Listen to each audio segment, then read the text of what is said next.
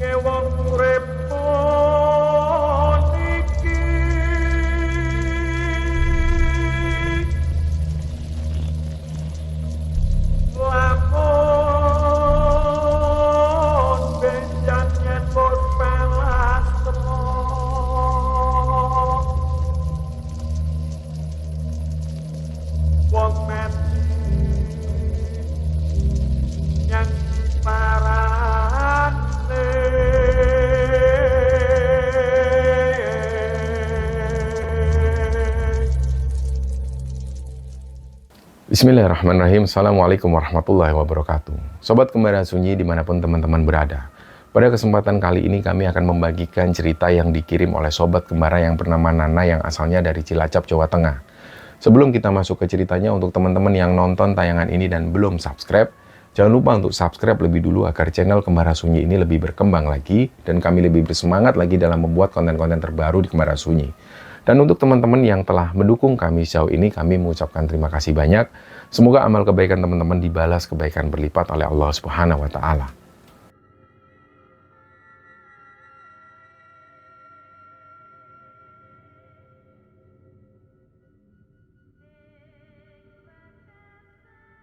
Ya, teman-teman sekalian, terjebaknya sebagian orang dalam dunia perdukunan tentu bisa disebabkan dari beberapa faktor. Salah satunya mungkin karena lemahnya iman si orang ini.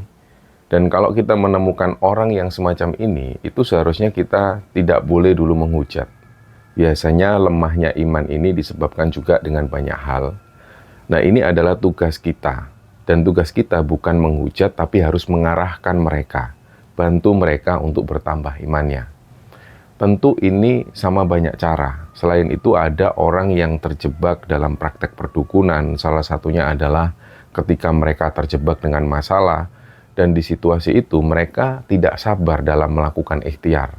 Pada akhirnya mereka menempuh jalan instan dan juga dengan cara mendatangi dukun, berharap masalahnya akan selesai.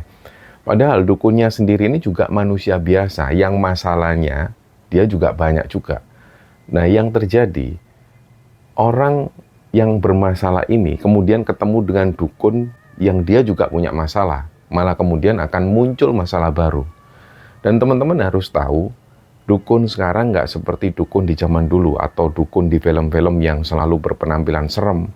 Dukun sekarang ini banyak yang terbungkus dengan simbol agama. Mereka yang berpenampilan agamis, mulutnya selalu berbicara soal agama. Jadi di sini seolah-olah yang dilakukan ini ada hubungannya dengan agama, padahal jauh sama sekali dari agama. Dan para korban gak paham soal ini. Mereka menganggap mereka ini sudah melakukan perintah agama dan gak melenceng dari agama, padahal dia malah tersesat jauh.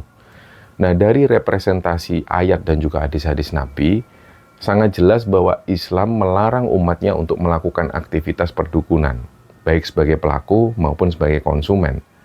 Salah satunya dalam hadis disebutkan bahwa Rasulullah SAW pernah bersabda, barang siapa yang mendatangi dukun ramal, atau dalam hal ini dukun, terus dia bertanya kepadanya tentang suatu hal, maka tidak diterima sholatnya selama 40 malam.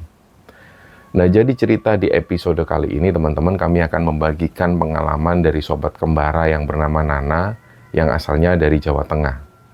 Nana di sini akan menceritakan pengalamannya ketika dia pernah terjebak dengan praktek perdukunan karena ajakan seseorang.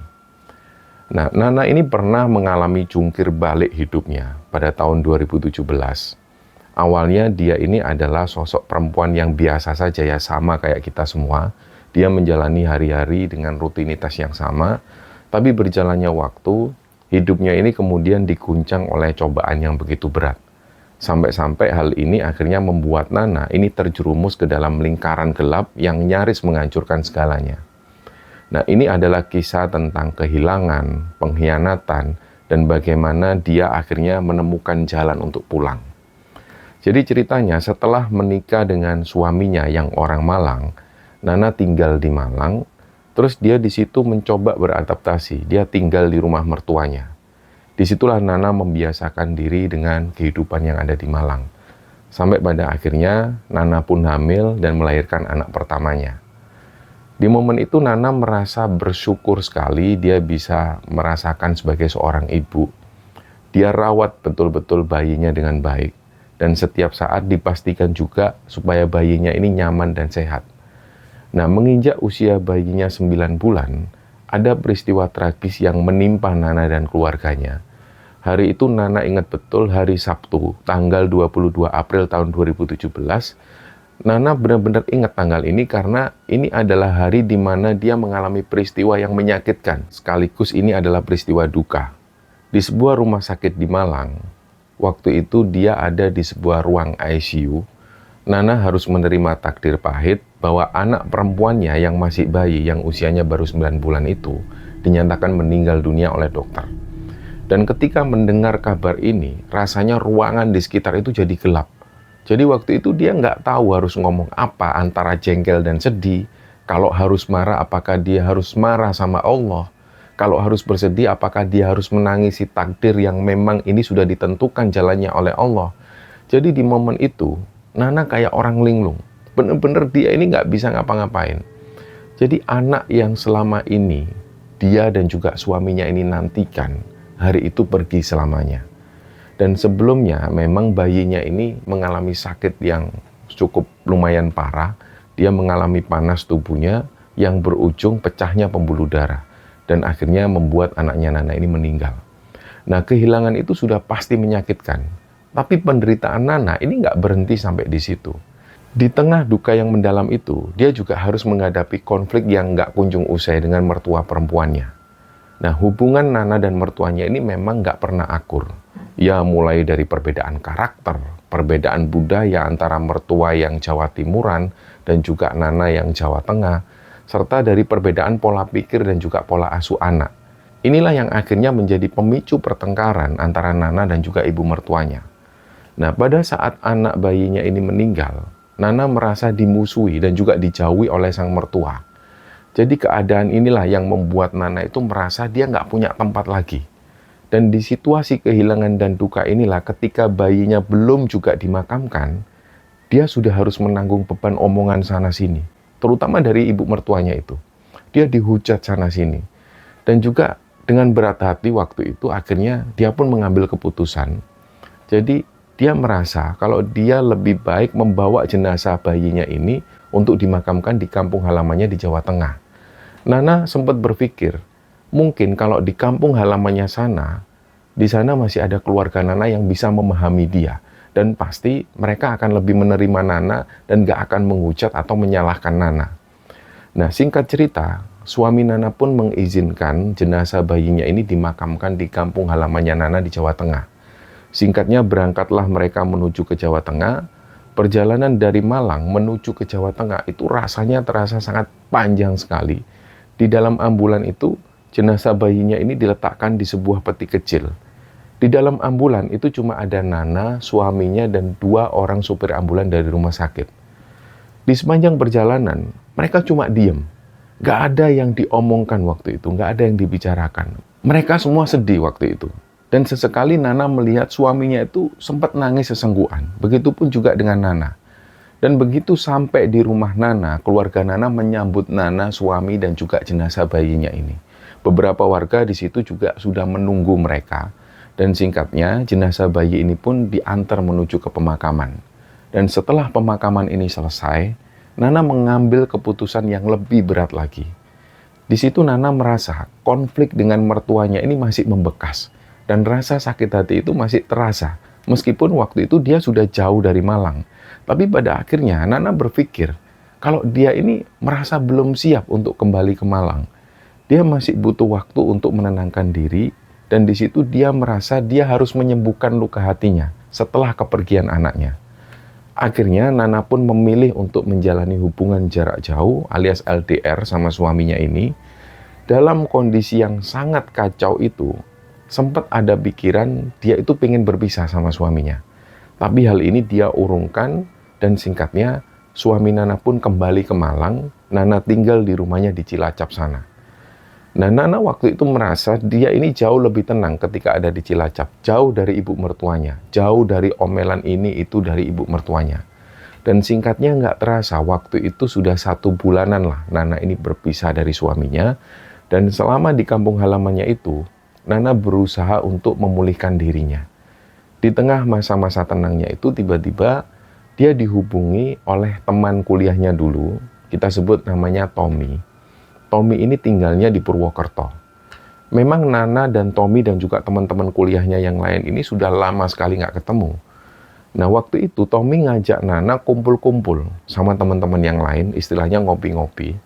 Waktu itu karena Nana juga merasa butuh hiburan, Nana akhirnya menyetujui ajakan itu. Dia pun akhirnya diantar oleh salah satu orang temannya menuju ke Purwokerto. Nah singkatnya mereka pun sampai di rumah Tommy. Dan di rumah Tommy itu mereka semua ngobrol banyak hal.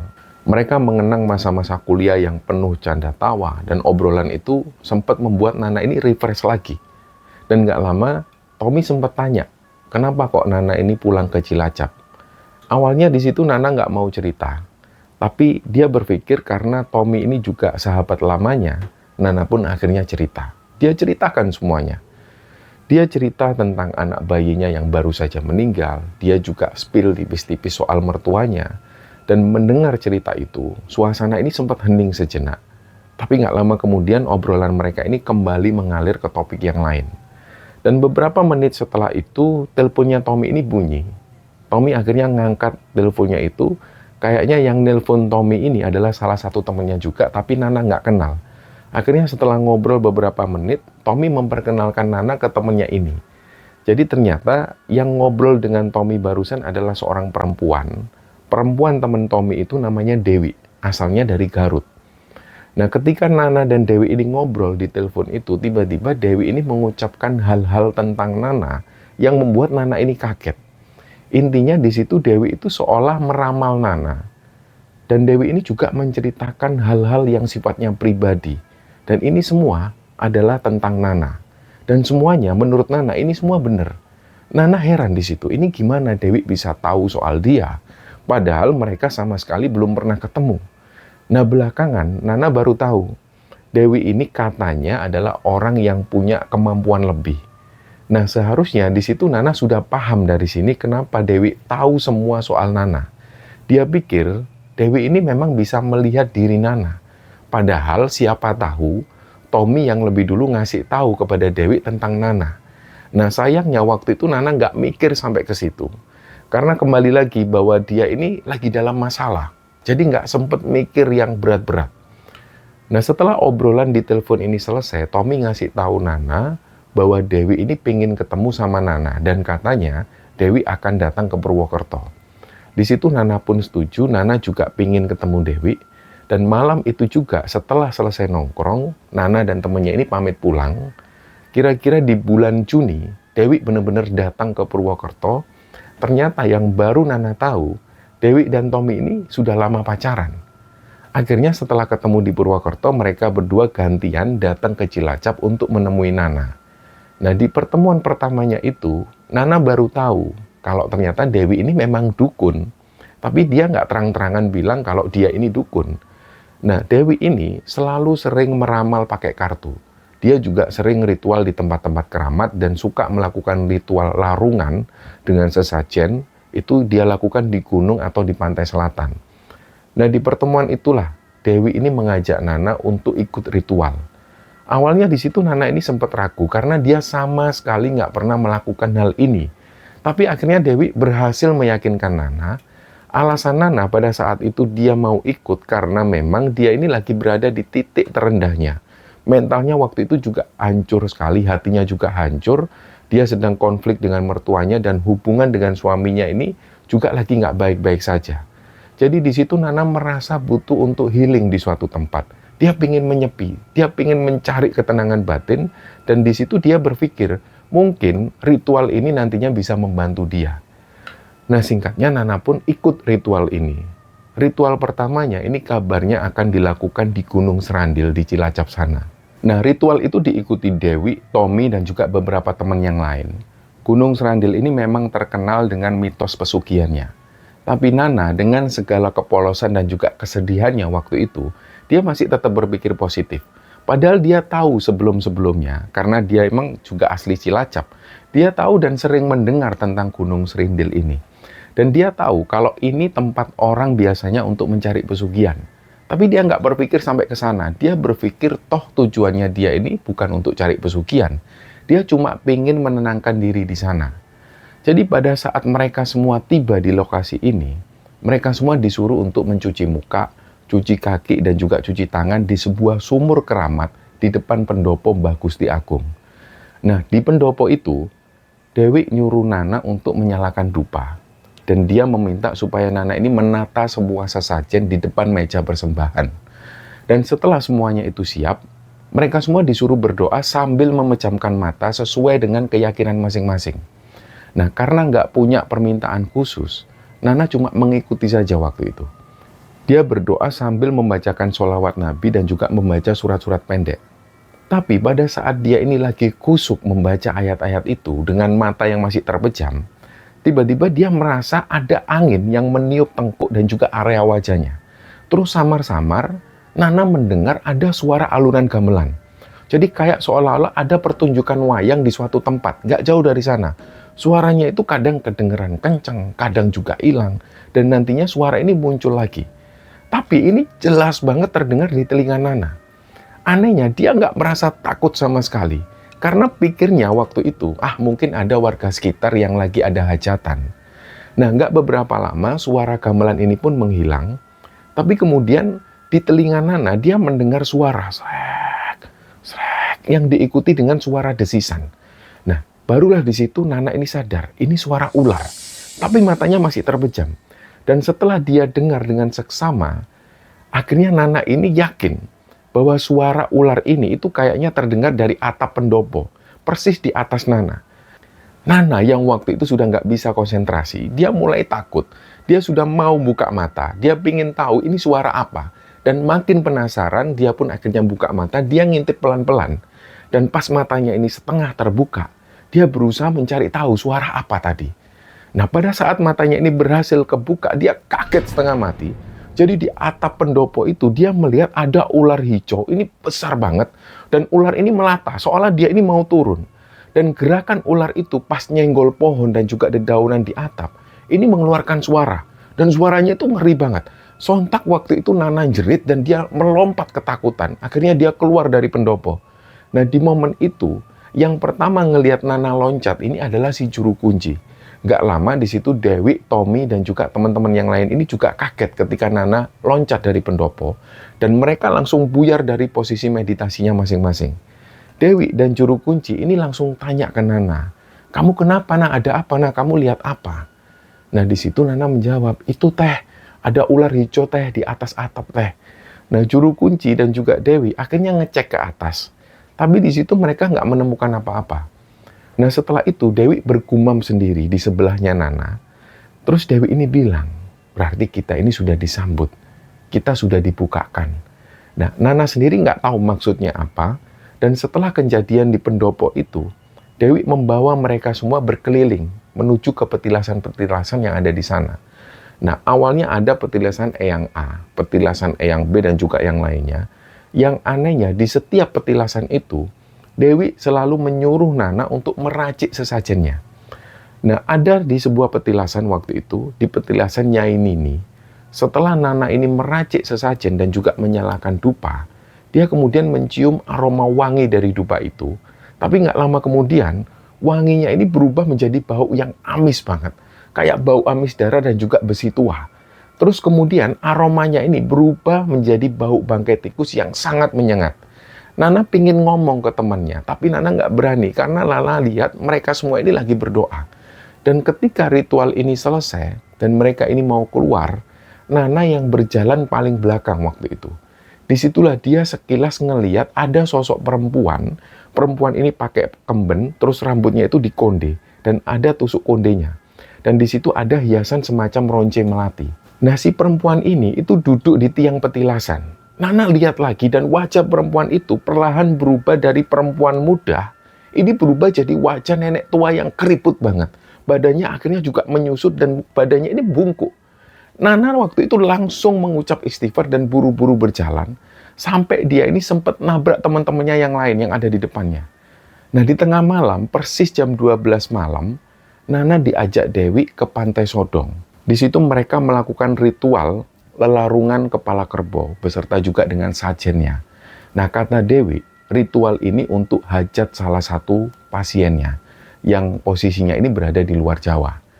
Nah, pada saat Nana membantu menata sesajen ini dan menyalakan dupa, dia kembali mendengar suara aneh. Jadi ada suara geraman binatang dan suaranya itu berat banget dan jelas banget terdengar di telinga Nana. Dan yang lebih aneh, semua sajen di atas tampak itu tiba-tiba baunya ini busuk. Padahal sudah ada banyak asap dupa yang menyala. Jadi bau busuk itu nggak hilang sama sekali, malah waktu itu makin menyengat. Nana sempat ngomong ke Dewi, "Teh, ini kok baunya busuk banget ya, Teh?" Dewi menjawab, "Iya, ini yang punya hajat itu, kerja sampingannya itu rentenir, Nak." Nah, Nana nggak paham juga ini apa hubungannya antara profesinya dia sebagai rentenir. Dan Nana juga nggak paham apa tujuan si rentenir itu sampai dia melakukan ritual larungan kepala kerbau. Nah, Nana di situ nggak mau ambil pusing. Dan setelah kepala kerbau dan juga sesajen ini dilarung, tiba-tiba muncul ombak besar yang tingginya itu sekitar 3 meter dan langsung menghantam mereka semua. Nah, itu ombaknya kenceng banget dan nggak masuk akal. Karena sebelum larung ini, kondisi ombak itu normal dan biasa saja. Dan di tengah kepanikannya itu, salah satu teman perempuan mereka ini sampai hanyut ke bawah ombak, sampai hampir ke tengah laut. Jadi di situ semua orang histeris. Terus pas dalam kondisi panik itu, ada seorang teman laki-laki dari rombongan Nana ini, yang dia memberanikan diri untuk berenang ke tengah, dan untuk menolong salah satu temannya ini. Anehnya di sisi lain, Dewi ternyata juga ikut hanyut ke bawah ombak. Nah, di situ dia juga teriak minta tolong karena arus balik ombak itu cepat banget. Akhirnya kedua temannya itu pun berhasil diselamatkan dan malam itu mereka semua ini shock dan mereka semua panik. Singkatnya, beberapa waktu berikutnya, Dewi mengajak Nana dan juga para pengikutnya ini ke tempat-tempat lain di Gunung Serandil. Di antaranya ada Gua Paku Wajah, Gua Rahayu, Gua Nagaraja. Nah, di Gua Paku Wajah itu, pada saat ritual tengah malam, mereka disuruh mandi di air keramat di dalam gua. Di sekeliling mereka itu banyak banget penampakan hewan kaki 1000, tapi ukurannya ini besar-besar. Jadi hewan ini merambat di badan mereka. Nana di situ sempat merinding ketakutan, tapi dia tetap bertahan sampai ritual ini selesai. Dan selanjutnya ritual dilanjutkan di Gua Jambe. Ada 2 makam di dalam ruangan itu. Jadi ruangan ini dihias serba hijau dan dihias mirip seperti kayak kamar pengantin. Dan di depan makam itu ada singgasana, beserta di situ ada foto Kanjeng Ratu Kidul. Yang membuat Nana merinding adalah, di situ banyak banget foto orang-orang. Dan foto orang-orang ini diletakkan di atas singgasananya. Nggak tahu ini foto-foto siapa. Apakah foto-foto ini adalah foto korban yang mau ditumbalkan, atau foto korban yang mau dipelet atau apa, Nana nggak tahu. Tapi memang banyak sekali foto-foto di situ. Dan di tengah ritual itu, tiba-tiba, juru kunci perempuan yang ada di sana itu kesurupan. Suaranya itu berubah menjadi suara kakek tua. Terus dia langsung berkata sambil kayak ngasih nasihat. Pada saat itu juga mereka semua mendengar lolongan anjing yang suara lolongannya itu panjang banget kayak serigala. Dan di gua selanjutnya, guanya itu luas banget dan gelap. Di dalam gua itu, ini cuma terlihat titik-titik nyala dupa dari orang-orang yang lagi bertapa di situ. Nah, sejak mulai masuk, telinga Nana ini nggak berhenti mendengar suara kuntilanak yang ketawa cekikian. Dan suaranya tuh melengking banget. Dan nggak cuma itu.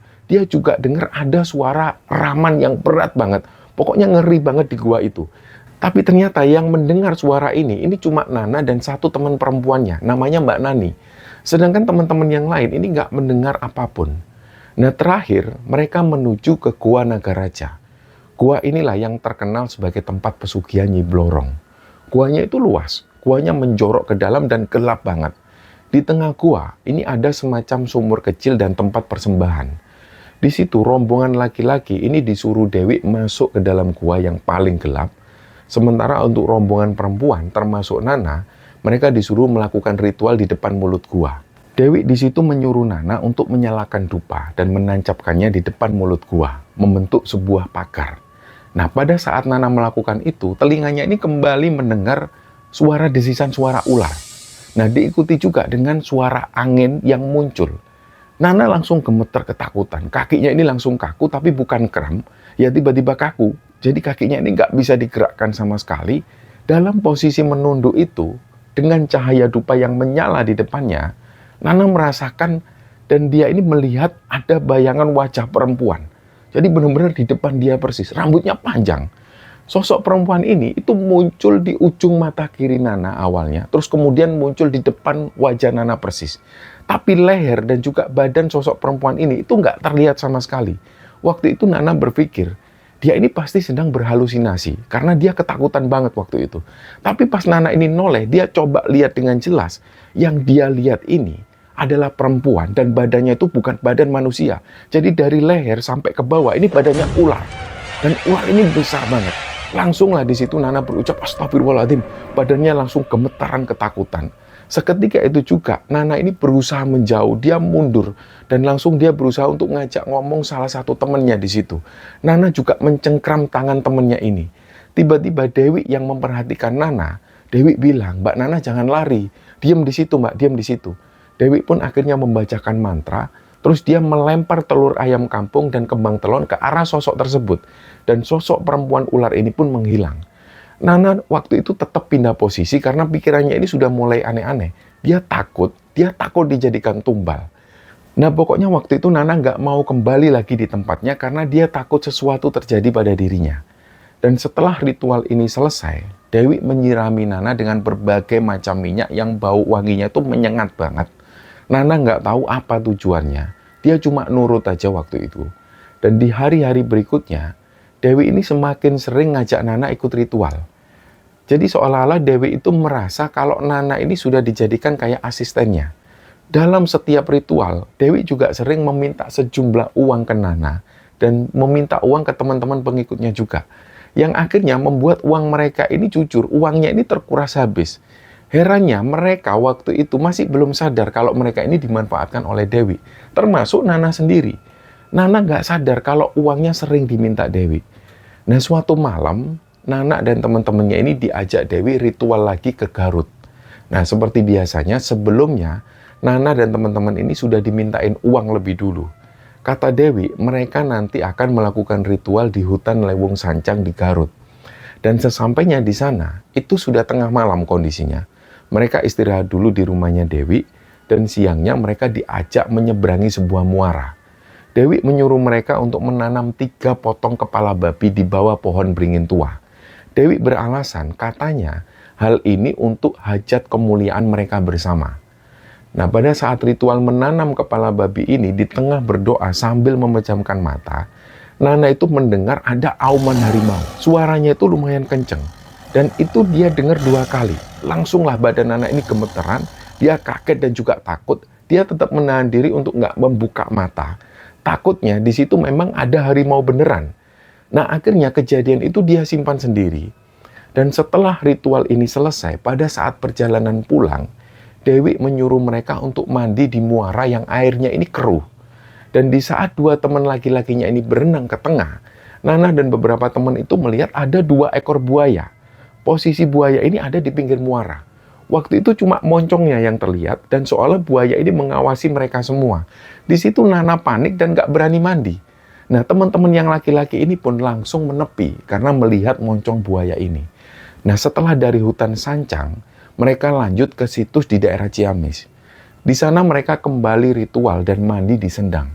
Pada saat Nana ini mandi, dia melihat ada sosok kera putih. Ukurannya itu kayak manusia dewasa dan sosok kera putih ini berdiri di ujung bukit. Jadi sosok kera warna putih ini terus-menerus ngelihat Nana dan teman-temannya. Nah disitulah Nana ini sempat kucek-kucek matanya berharap yang dia lihat itu cuma halusinasi. Tapi ternyata sosok kera putih itu masih ada di situ. Nana langsung panik dan dia langsung ngasih tahu Dewi dan juga Mbak Nani. Tapi waktu itu mereka nggak melihat sosok kera ini. Dan setelah mandi, menjelang maghrib, mereka berziarah ke beberapa makam. Di sebuah sumur, Nana ini disuruh membasuh wajahnya. Dan gak lama kemudian, dia mendengar suara tangisan bayi yang sangat jelas banget di telinganya. Pada saat perjalanan pulang, dia mendengar lagi auman harimau yang suaranya itu kenceng banget. Tapi waktu itu dia abaikan dan dia terus jalan. Dan setelah melakukan semua ritual itu, mereka semua pulang. Pada saat Nana ini sampai di rumahnya di Cilacap, Nana melihat semua lampu di rumahnya ini berkedip-kedip. Padahal lampu tetangga, samping kiri dan samping kanan itu normal. Dan begitu Nana masuk, ibunya langsung tanya, "Kamu pulang kok lampu jadi error kayak gini, habis dari mana kamu, Nak?" Nah, Nana belum sempat menjawab, tiba-tiba dia punya hasrat kuat untuk makan sate kambing. Dan nggak tahu kenapa ada dorongan dalam hatinya kalau dia harus makan 7 tusuk sate kambing. Padahal Nana ini baru saja makan. Nah waktu itu juga dia langsung ngajak adiknya beli sate kambing. Dan pulang beli sate ini dia cuma makan 7 tusuk sate. Tapi nasi 1 rice cooker ini dia habiskan sendiri. Jadi benar-benar kayak orang kelaparan. Bisa dikatakan dia ini mirip orang kesurupan. Nah ibunya Nana waktu itu antara percaya nggak percaya. Tapi ibunya ini ikut penasaran. Mungkin dalam hati ibunya waktu itu sempat bertanya, "Ini anak habis dari mana kok perilakunya aneh kayak gini?" Dan aneh memang, nasi 1 magicom ini habis. Dan setelah selesai makan, Nana ini rebahan. Nggak lama kemudian Nana mendengar ada suara orang ngobrol. Suaranya itu berisik banget. Jadi kayak ada banyak orang di teras rumahnya. Suaranya itu berisik banget kayak berisiknya orang-orang di pasar. Waktu itu juga dia langsung ngintip ke depan rumah. Ternyata nggak ada siapa-siapa. Akhirnya Nana masuk lagi dan suara itu kembali terdengar. Akhirnya di situ Nana keluar lagi, dia buka pintu, tapi tetap nggak ada siapa-siapa. Nah disitulah Nana melihat ada gumpalan asap, kayak habis ada orang yang fogging di depan jendela kamarnya. Itu semacam asap putih tebal. Nana curiga jangan-jangan ada yang ngikutin dia dari hutan sancang. Tapi waktu itu Nana coba cuek. Nah malam itu Nana ini tidur. Dan dalam tidurnya itu dia bermimpi. Mimpinya itu aneh banget. Dia melihat dirinya sendiri ini keluar dari raganya yang lagi tidur. Jadi dia melihat raganya sendiri itu dari atas. Nah kemudian sosok Nana yang dua-duanya ini, dia melihat ke atas atap kamar. Di situ ada sepasang ular besar warnanya hitam legam. Ular-ular ini melingkar di satu atap. Nah di dalam mimpinya yang aneh itu, kedua ular ini berubah jadi 2 batu hitam. Dan batu hitam ini jatuh ke lantai. Tapi Nana yang di dalam mimpinya itu, dia nggak mau mengambil batu tersebut. Dan setelah mengalami mimpi itu, dia kebangun ternyata sudah jam 3 pagi. Akhirnya dia memutuskan bangun untuk sholat tahajud. Dan pada saat sholat, dia merasakan ada angin yang lewat. Terus tiba-tiba ada yang buka pintu kamarnya. Dan seketika hawa dinginnya itu kayak berasa dia ini duduk di samping lemari es. Jadi rasanya itu dingin banget. Nah, meskipun sering mengalami kejadian aneh semenjak dia mulai melakukan ritual-ritual itu, Nana nggak kapok juga. Dia masih terus penasaran dan nggak tahu kenapa. Kayak seolah mereka semua ini manut sama si Dewi. Mereka semua nurut sama Dewi. Padahal mereka juga paham, setiap kali ritual, Dewi ini selalu minta uang ke mereka. Dan jumlahnya itu juga nggak sedikit.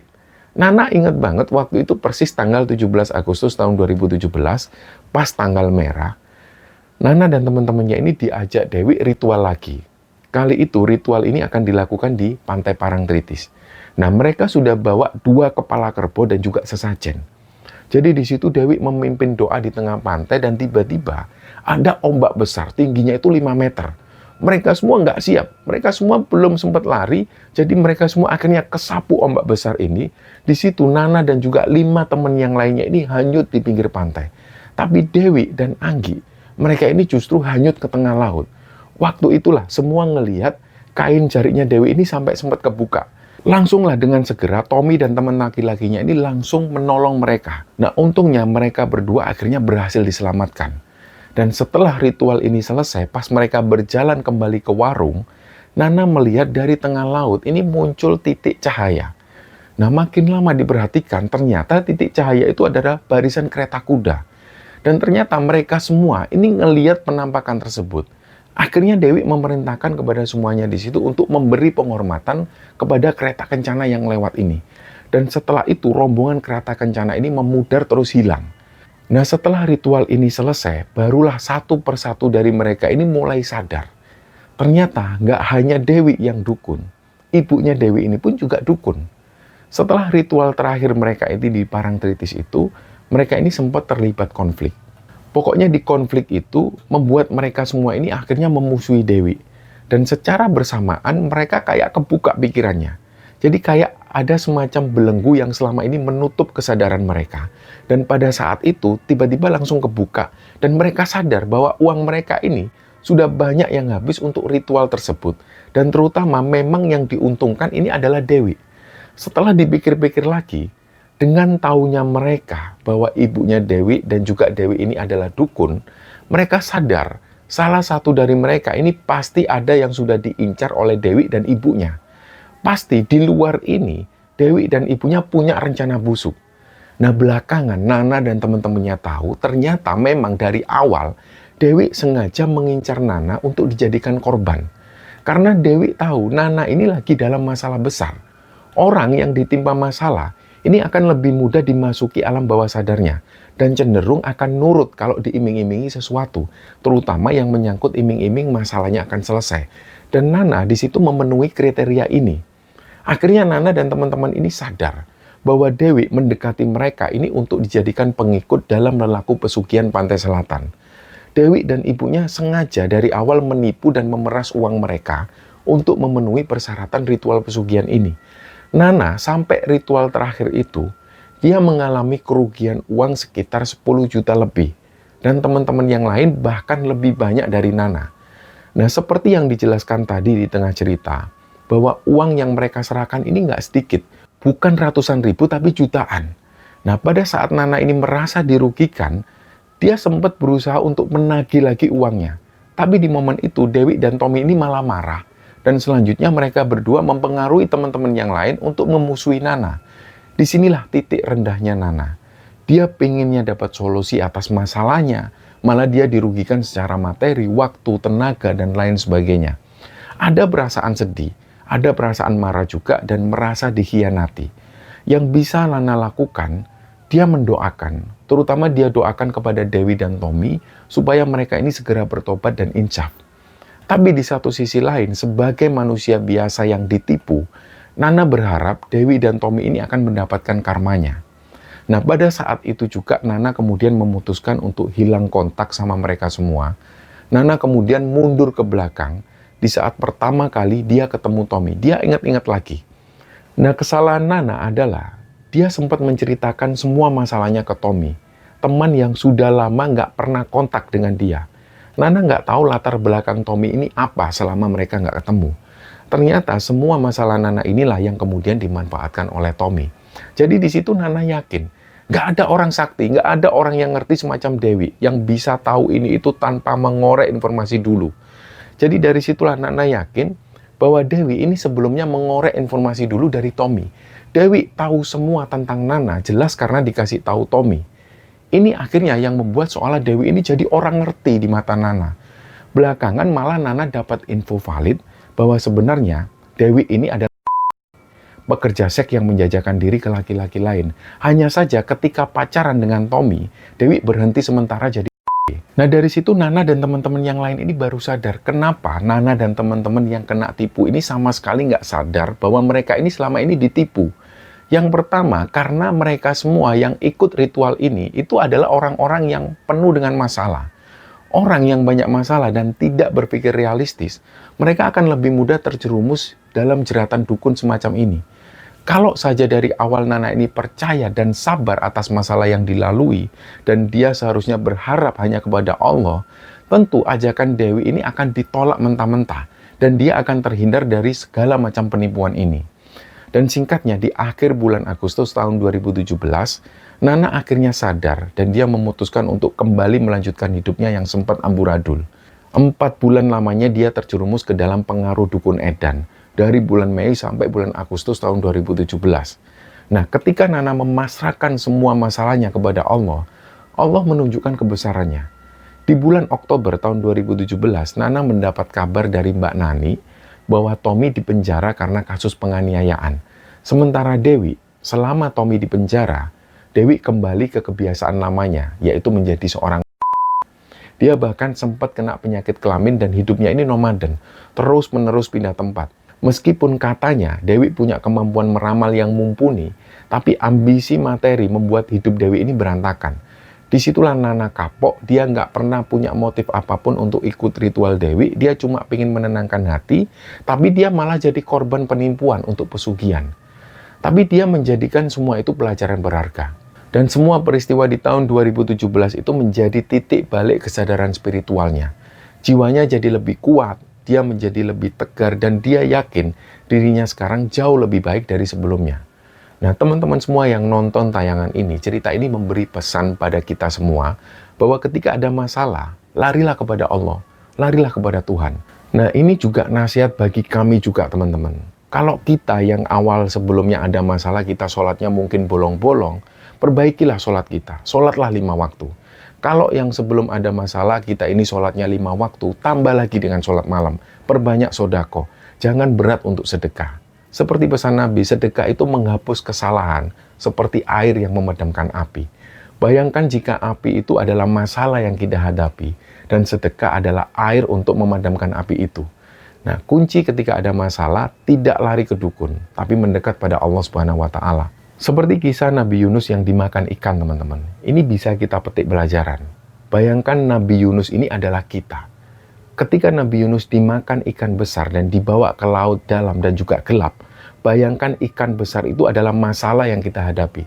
Jadi kita masuk dalam masalah besar itu dan masih dibawa masuk lagi ke dalam masalah yang lebih dalam dan gelap. Nah, apa doa yang diucapkan oleh Nabi Yunus? La ilaha illa anta subhanaka ini kuntu minadz dzalimin. Tidak ada Tuhan selain Engkau, Maha Suci Engkau ya Allah, sesungguhnya aku ini termasuk orang-orang zolim. Maka ketika ada masalah, kita harus mengakui bahwa kita sendirilah penyebab masalah yang kita alami. Dan kita ini adalah orang yang zolim. Jadi jangan malah menyalahkan keadaan, apalagi menyalahkan Allah. Apalagi sampai lari ke dukun. Inilah yang menjadikan seseorang manusia itu malah makin berantakan hidupnya. Larilah kepada Allah, minta maaflah kepada Allah atas kesalahan kita, dan tetap husnuzon pada Allah. Tetaplah berprasangka baik, dan yakinlah bahwa Allah akan menghilangkan semua masalah kita. Teman-teman jangan merasa ini adalah sebuah ceramah, karena ini adalah kewajiban bagi kita sesama muslim untuk saling mengingatkan. Seperti pesan Nabi, sampaikanlah walau 1 ayat. Kita semua bermohon pada Allah bagi yang saat ini sedang ditimpa kesulitan apapun. Mungkin ada yang terlilit hutang, kesulitan ekonomi, insya Allah segera dimudahkan, dihilangkan hutangnya, ditambah rezekinya. Dan bagi yang sakit, insya Allah segera diangkat penyakitnya oleh Allah. Bagi yang sedang dalam masalah, insya Allah segera diberikan jalan keluar yang terbaik. Dan semoga kita semua bisa mengambil hikmah dan bisa mengambil pelajaran dari kisah ini. Mohon maaf jika ada salah kata. Wassalamualaikum warahmatullahi wabarakatuh.